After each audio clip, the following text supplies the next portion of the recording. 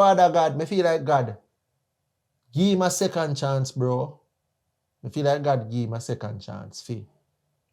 Redeem himself, bro, and you know, bring back dancehall to the world. Because right now, if you look on it, right now, dancehall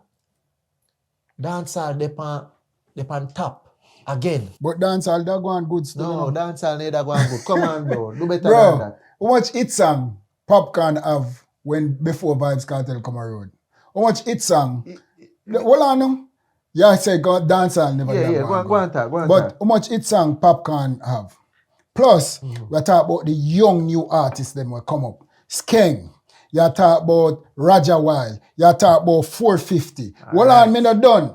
Then, you talk about Skilly Bang. Skilly Bang boss when that the man there in a prison. Yes. Then, you talk about the great Massacre. Every song when Massacre sing is a hit. 1 second, can I say something? So, dancehall did a go on good. Let me say something. Bro, dancehall did a go on good. Can I say something, Bro, sir? yo. Watch out now. Let me ask you one question. All of these artists who you make mention of, who influence them? I don't f***ing know, bro.